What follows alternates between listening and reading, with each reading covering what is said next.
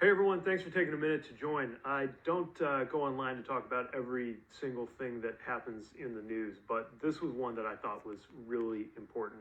We learned recently that the Trump administration is planning enormous cuts at the Veterans Affairs Department. The VA takes care of America's veterans of every generation. It's a hugely important thing.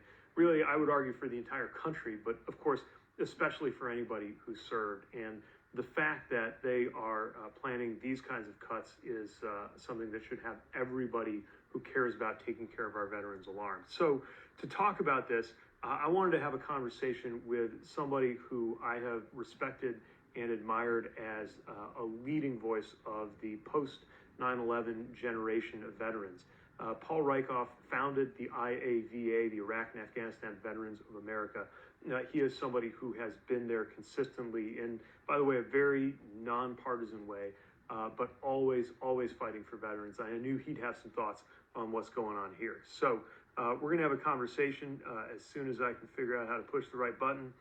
He's going to join us in this live, and I'm really looking forward to what he has to say about this, and hoping that everybody, whether you served, whether you love someone who served, whether you're thinking about serving, whether you just love this country, that you will get active about this, because this is one of many examples of a case where this isn't something that's just unstoppable, where you can look at the behavior of, frankly, even the president's allies in Congress right now.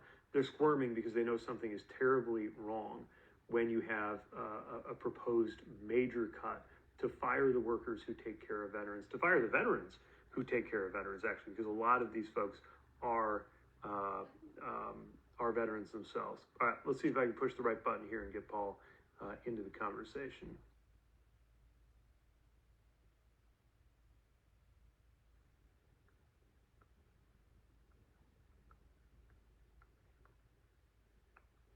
Paul, we got you? Hey, Pete. Hey, how you doing? I'm doing well, man. It's great to see you. Thank you so much for having me. Welcome Thanks to for taking a minute to talk. Welcome to my kids' room, as you can relate, man. I got two little ones, and one's been battling a fever, but he's coming back. But it's great to talk to you, man. It's never been more important. Oh no, been there. Yeah, good luck on getting around the corner. We got between the twins. I feel like every day we're rolling the dice on one of them having a fever, needing to stay home or something. So definitely feel you on that. Finally got him. Time of year, man. But you know what? It's a good reminder, because that's why we do it, right? I mean, it's obviously about the veterans community, but it's about the extended family that is all of us that served, and that includes our kids, man, and so many kids that have moms and dads and parents that are in the crosshairs right now. Absolutely. So, my kids are better, but I'm pissed off, and I know you are too, and a lot of other folks are around the country.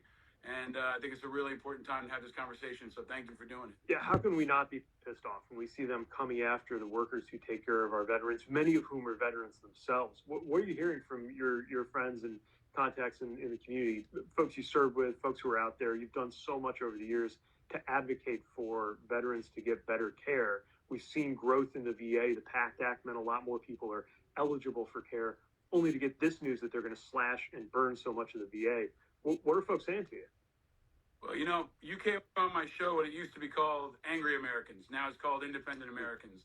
And we used to say, if you're not angry, you're not paying attention. And I think that's how people feel right now. If you're not angry, you're not paying attention. Or maybe you're complicit, which is some of the folks that are now working with the administration on this. I mean, it started really last year, Pete, for the people who know what's going on.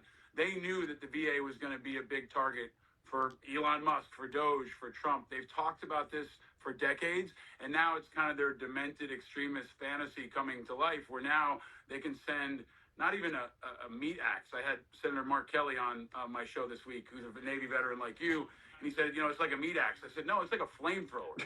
It's a flamethrower, and that flamethrower is now firmly focused on the Department of Veterans Affairs. They know it's symbolically important. They know that it employs hundreds of thousands of people. The budget is big, and it should be, and it's sacred and symbolic. And I think all of that had people worried last year. And the first folks I heard from, Pete, are my friends who work at the VA. And like you, I have so many of them. And they had this uncertainty and this instability.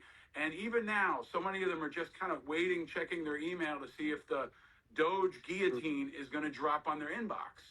So it's tremendous anxiety. And I liken it to being in the military. Like, they don't need this shit. They have a really important mission, and they should be focused on that. And the destabilizing effect is already hurting their morale. It's hurting their families. It's removing their focus. It's killing recruiting.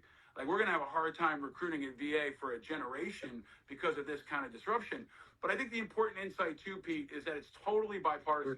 You know, you're a Democrat, I'm an independent. People across the spectrum are furious. And I think that the Trump administration and the new VA Secretary Collins have kind of miscalculated here. I know some folks are beaten down. I know folks are frustrated.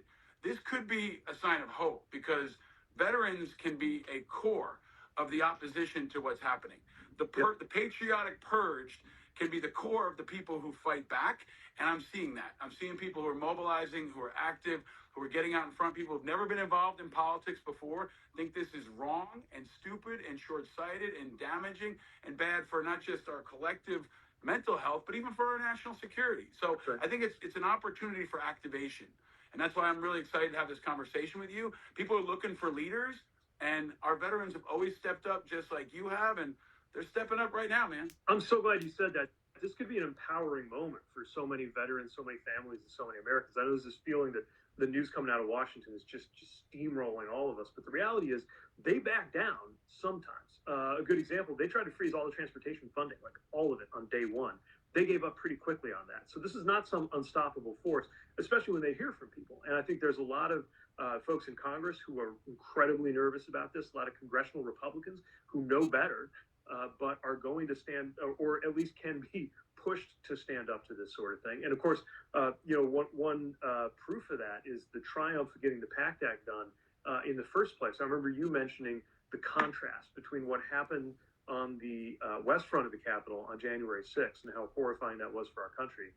And then what happened on the East Capitol when a bunch of veterans basically shamed Congress into doing the right thing, right? Can you just remind folks of that story and connect that to what's going on now? Because I think it's really important for folks to understand that, both as evidence that you, even in today's Washington, you can make change, and as just a specific example of what's at stake here when it comes to the PAC Act. Because from what I can tell, all the people that are going to fire are the people who would be getting more veterans signed up for care. Yeah, I think the most important activists in American history have almost always been veterans, right? George Washington was the first guy who said, when we assumed the soldier, we did not lay aside the citizen. And he went from being, an active duty officer to president, and our last independent president, unfortunately, in my view. But every generation, from JFK to George Bush, they were involved in the military, and then they came home and led in politics and led in civil society, like you have. So I think we can hearken back to those things. And the reality is, veterans have been fighting for their rights and for support from the beginning. And the PAC Act was a manifestation of decades of fighting. Vietnam veterans had to fight to have Agent Orange even recognized. And many of my mentors and friends have already died from Agent Orange exposure, toxin exposures. They dropped chemicals on these men and women, and they got sick. Pretty basic. But they had to fight until really the PAC Act was passed to have proper support, recognition, and care. And that's what the PAC Act did. It expanded VA care for 1 million people, right? 1 million people from Vietnam to our time that were exposed to toxins, like me. I was in Iraq, I was in Kuwait, I was around burn pits. They burned tons of shit in the air, and we breathed it in. And I think for folks who maybe are still not wrapping their head around what this is like, let me give you a more immediate comparison. 9/11 exposures. Because I am right now just a couple blocks from Ground Zero, where I served on 9/11 in the National Guard. We breathed in all that stuff. We got sick. Many of us have already died. And I think bringing this all back full circle, Pete, there's going to be a protest next Thursday because we're fighting again for 9/11 health support. They're trying to come after 9/11 health workers and cut the budget there as well. So we're going to rally on the Capitol on Thursday.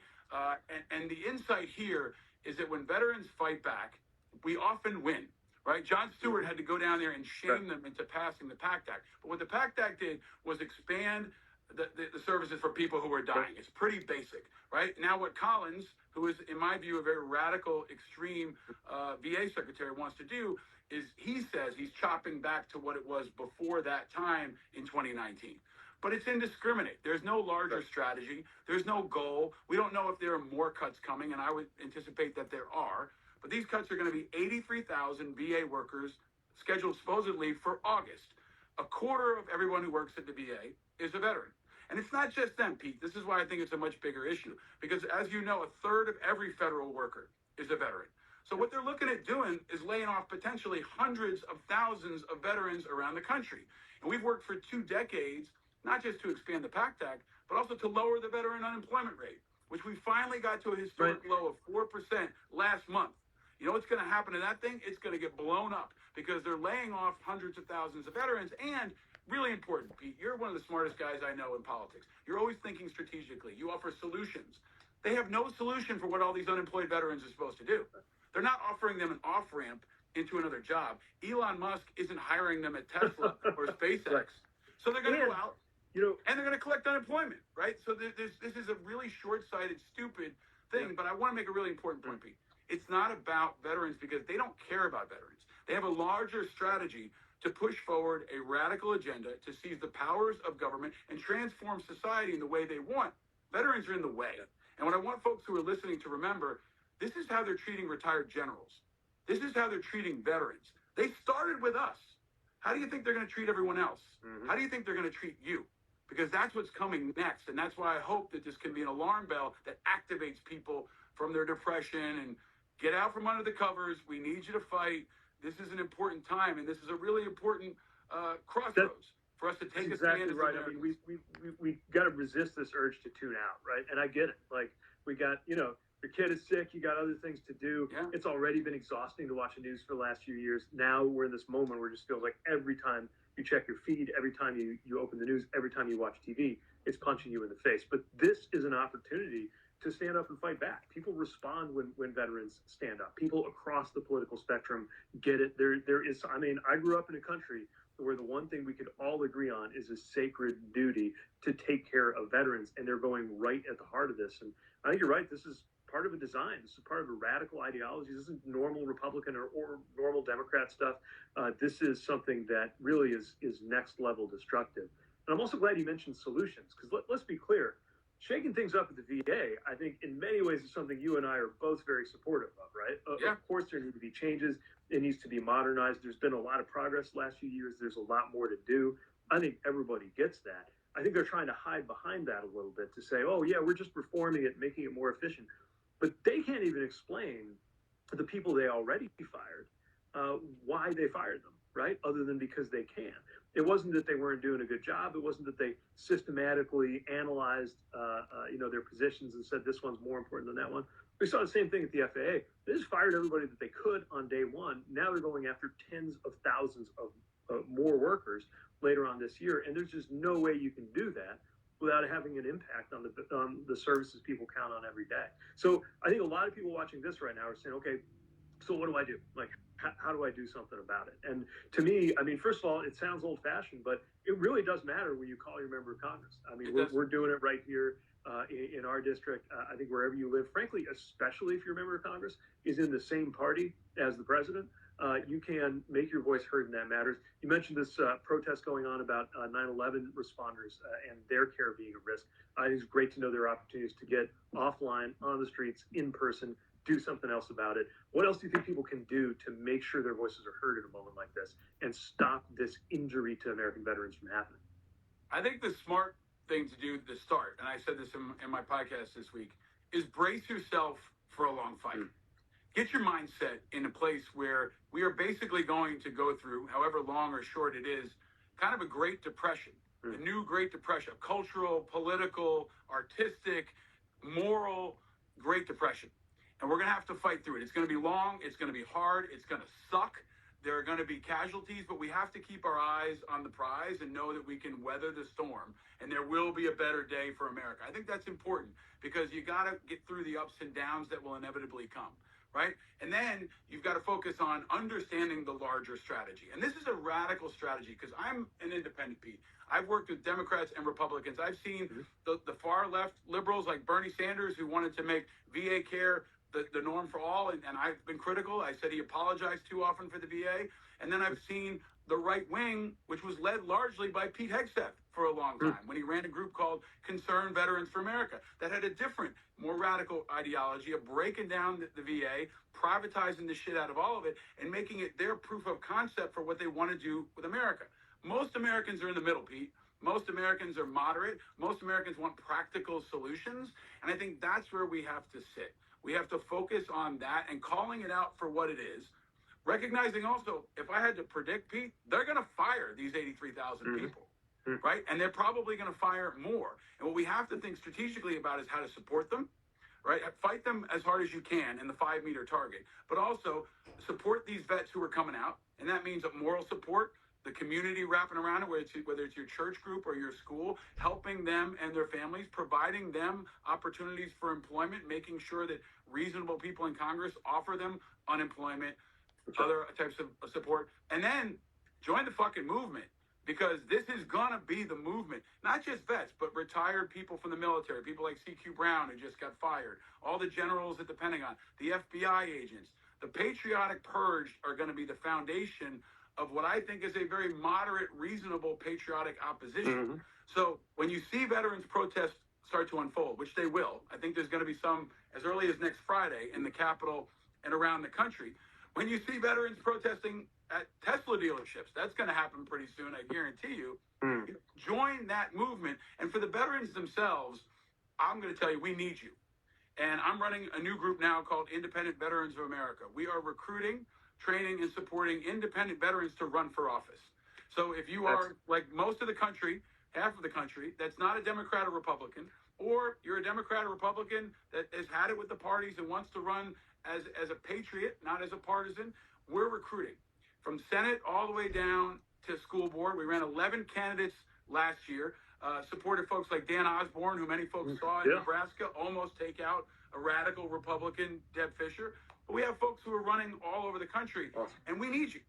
Get involved. We need your leadership at the school board level, for Congress, for Senate, and maybe even one day to challenge you for president, Pete, if they run. Maybe they'll be your running mate or vice versa. But I think we have to have a long-term view, right? This has to be almost like the anti-war movement, Pete. I think that's a parallel here. And I don't think the leaders are going to come from Washington. It's not going to be a congressperson or a senator. It's going to be the next John Kerry. It's going to be the next Bobby Mueller. It's going to be the next civil rights leader that emerges from young people or from the purge. They're going to seize this moment, and we got to support those leaders. That's the last point. You got, when those courageous leaders like you and so many others step forward, we got to have their back, because it's not easy. It's dangerous. It's scary. And we got to make sure we protect them as a community. I'm so glad you said that. I think fierce opposition when people are doing the wrong thing, positive reinforcement, especially, frankly, when you think about how much pressure will come on any Republican or independent who tries to do the right thing and stand up to this, as well as being there for Democrats who are standing up to this, because this is not a Democrat-Republican thing.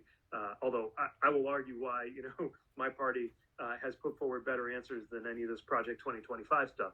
But the bottom line is patriotic opposition is, I think, the thing I'm really going to take away from this. So we got to wrap. I know you're taking care of a sick kiddo. I got to take care of something else here at the house, but really glad that we had this conversation. I'm going to post this to my profile. Folks can get more information in links about some of those calls to action that we talked about. Paul, thanks for everything you're doing for this country. I want to thank you every time that you've been on my show. I've thanked you for this, and I want to thank you again. You are a role model for our children, and you're a great patriot. And, the politics in times like this, your political affiliation is so secondary to your patriotism. But for year after year, you continue to represent the best of what America is all about. And our kids so badly need leaders they can look up to right now. And you have been that. Your family has been that for years now. And that's a tremendous sacrifice. Leadership is about sacrifice. And I want to thank you for your personal sacrifice. But most of all, man, for your personal example. You're a great American. And we need you now more than ever. Well, I'll keep trying to live up to that. Appreciate it. Thanks for everything you're doing. Thanks for today. Thank you, brother. Appreciate it, man. Take care, everybody. Thank you for tuning in.